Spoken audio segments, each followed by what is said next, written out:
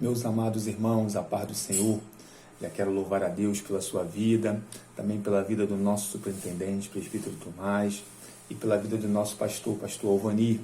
Nós estamos aqui para o nosso devocional, orientado pela leitura complementar da nossa revista Betel, da Escola Bíblica Dominical, que hoje está no segundo livro do profeta Samuel, no capítulo 7.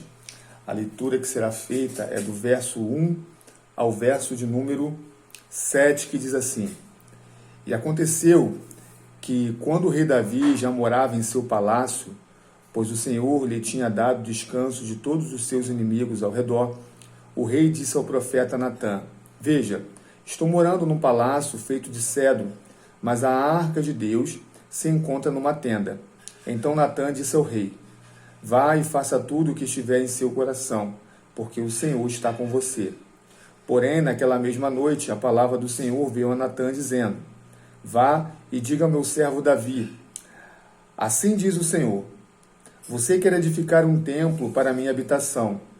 Desde o dia em que tirei os filhos de Israel do Egito até o dia de hoje, não habitei em nenhum templo, mas tenho andado em tenda, em tabernáculo, em todos os lugares em que andei com todos os filhos de Israel. Por acaso falei alguma palavra com qualquer das suas tribos, a quem mandei apacentar o meu povo de Israel, dizendo: Por que vocês não construíram um templo de cedro para mim? Aleluias! Louvado seja o nome do Senhor.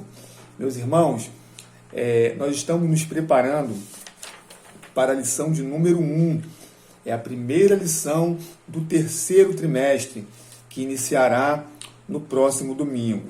O título do nosso trimestre é Profetas Menores do Antigo Testamento, proclamando arrependimento, justiça e fidelidade a Deus, anunciando a esperança da salvação através do Messias. No próximo domingo, nossa primeira lição tem por título Mensagens Proféticas. Deus continua falando. Então, nós estaremos estudando as mensagens dos profetas menores. 12 profetas, estaremos estudando 12 lições, uma lição para cada profeta. Nessa primeira lição, nós vamos estar ministrando, estudando sobre as profecias de uma maneira geral. Os 12 profetas que nós iremos estudar, que são intitulados profetas menores, eles não são os únicos profetas que foram usados por Deus no Antigo Testamento. Nós vimos no devocional anterior, em Deuteronômio, capítulo 18, que Deus optou por levantar homens comuns, sujeito a todas as falhas e transgressões que nós somos sujeitos hoje, para serem portador da sua palavra, para transmitir a sua palavra ao povo. Deus falou através de Moisés. Então, no devocional anterior, nós vimos que, ao chegar ao término do ministério de Moisés, Moisés esclarece ao povo que Deus iria levantar outros homens para poder transmitir a sua palavra. Falamos também que o grande profeta foi Jesus Cristo, aquele que personificou a própria palavra, para que nós pudéssemos compreendê-la da maneira que é da vontade de Deus. Na carta aos Hebreus, no capítulo 1, no verso 1, a palavra de Deus diz assim: Havendo Deus antigamente falado muitas vezes e de muitas maneiras aos pais pelos profetas, a nós falou-nos nestes últimos dias pelo Filho.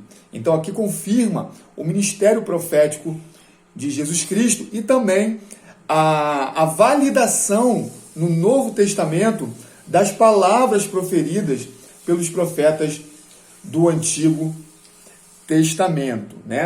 Louvado seja o nome do Senhor. Então, Deus usou homens comuns, como eu e como você, para exortar o povo acerca do momento em que eles estavam vivendo. Então nós vamos ver que as profecias no Antigo Testamento, elas eram dotadas de caráter moral. haviam profetas literários e profetas não literários. Essa é uma terminologia que o comentarista da lição decidiu utilizar, porque os profetas do Antigo Testamento não são apenas aqueles profetas que tiveram um livro, né, as suas profecias escritas num livro, como são o caso dos 12 profetas que nós iremos estudar, né, e também os profetas maiores, né, Isaías, Jeremias, Ezequiel, Daniel, né, e Moisés, né, que escreveu o Pentateuco, Samuel, que escreveu o seu livro, né, livro de Samuel. Então não foram somente esses profetas. Há outros profetas que tiveram o seu ministério profético, porém de forma não literal. Ou seja, transmitiram a mensagem de Deus sem ser na maneira escrita. E o comentarista vai nos alertar que tanto os profetas literários, ou seja, aqueles que têm um livro na nossa Bíblia escrito, quanto aqueles que não possuem esse livro, foram utilizados de outras maneiras, a profecia deles foram dotadas de caráter ético e moral, denunciando a conduta antiética ou imoral praticada pelo povo. É por isso que, quando nós olhamos para o cenário em que as profecias foram ditas no Antigo Testamento, nós vamos ver que se parece muito com os cenários de hoje.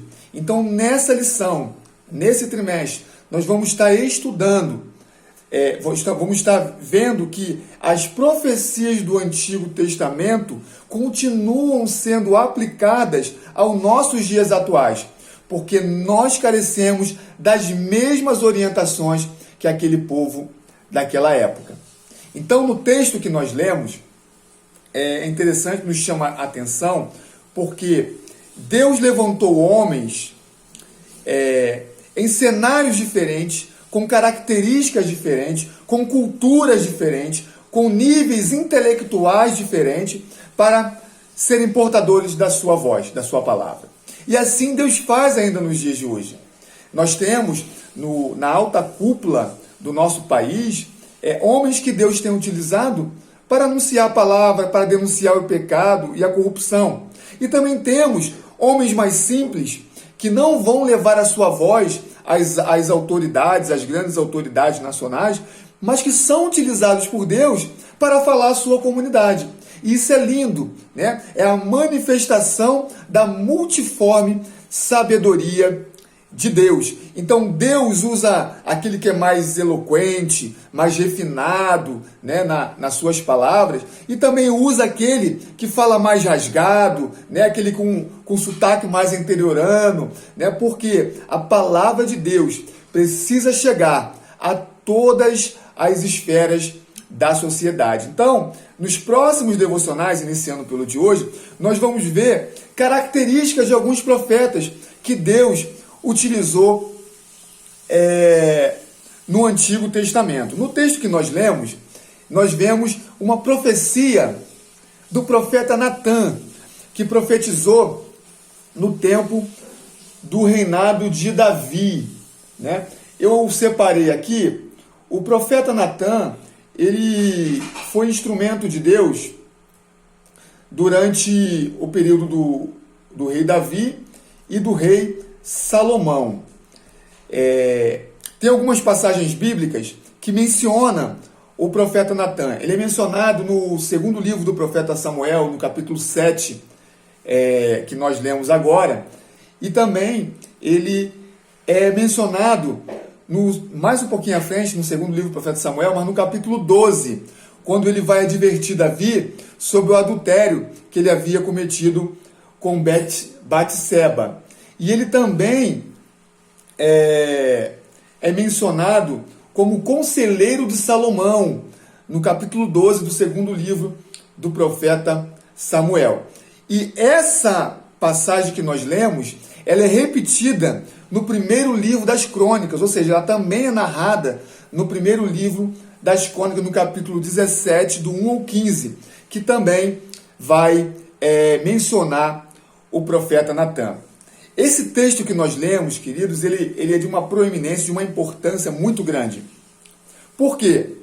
Porque nesse texto, o Senhor vai fazer uma promessa de permanência, de estabilidade, de perpetuação do reinado davídico, que se cumprirá no reinado eterno de Jesus Cristo. Então percebam, é interessante que surge no coração de Davi o desejo de construir um templo para o Senhor, né? E o Senhor indaga a Davi, dizendo, eu pedi para alguém construir algum templo para mim, né? E ele vai utilizar justamente o profeta Natan para levar essa mensagem para Davi. Interessante, se nós formos fazer um aprofundamento, a essa época, o templo era uma tenda, que foi a tenda construída na época de Moisés. Se nós formos lá no livro do Êxodo, no capítulo 25, nós vamos ver a declaração do Senhor a Moisés. E me farão um santuário, e habitarei no meio deles, conforme tudo o que eu te mostrar, para modelo do tabernáculo e para modelo de todos os seus móveis, assim mesmo fareis. Então percebam, queridos, que primeiramente nasce no coração de Deus o desejo de habitar entre os homens, né? Então Deus manifestou a Moisés o desejo de estar no meio do seu povo. A palavra Yahvé, né, que é a maneira como Deus se identifica a Moisés, para alguns estudiosos, traz esse significado, né? Aquele que age no meio do seu povo. Então Deus queria ser conhecido como aquele que vence batalha, como aquele que provê para o seu povo, como aquele que guarda e protege o seu povo. Deus queria ser conhecido como aquele que habita no meio do seu povo. É por isso que o profeta Isaías vai profetizar que aquele que haveria de vir, a raiz de Jessé, o filho de Davi, seria chamado Emanuel, que quer dizer Deus conosco, louvado seja o nome do Senhor. Perceba que essa promessa, esse desejo, a promessa de Deus de perpetuação do reinado de Davi, vem quando Davi demonstra o desejo de preparar o melhor lugar para Deus habitar. Por quê? Porque primeiro nasceu no coração de Deus o desejo de habitar dentre os homens. O que eu aprendo aqui, queridos irmãos, é que nós devemos desejar que o Senhor tenha o melhor lugar, a melhor habitação em nossa vida, porque isso verdadeiramente agrada a Deus. E ele vai utilizar o profeta Natan. Interessante que o profeta Natan inicialmente fala, vai que Deus é contigo. Por quê? O profeta era conselheiro do rei. Então ele dá inicialmente o seu conselho a Davi, né? Como Deus era com Davi e Davi venceu muitas batalhas, o profeta entende que Deus seria com Davi na construção do templo. Mas pela madrugada, Deus revela ao profeta Natan, volte lá e fala a ele que eu não mandei ele construir nada, louvado seja o nome do Senhor. E quem vai construir esse templo será o filho de Davi, né, o rei Salomão, louvado seja o nome do Senhor. Então, queridos, para o vídeo não ficar muito longo, né, que nós possamos ficar com esta palavra, que no nosso coração nós tenhamos sempre o desejo de separar o melhor local para o Senhor. O melhor local é sempre do Senhor, a melhor adoração é para o Senhor, a melhor oferta é para o Senhor. Louvado seja o seu poderoso nome. Então que esta palavra traga alegria ao seu dia, que esta palavra venha trazer vida ao seu dia, que Deus te dê uma terça-feira de bênção e de vitória, no nome de Jesus, que Deus venha falar melhor aos nossos corações. Querendo Deus, amanhã nós estaremos aqui para mais um devocional, falando de outro profeta que está sendo orientado pela leitura complementar. Ore para que Deus venha nos encorajar a pregar o Evangelho de Jesus Cristo, né? E faça a leitura complementar, irmão. Se prepare para para a lição do próximo domingo, que é bênção para as nossas vidas. Fique com Deus!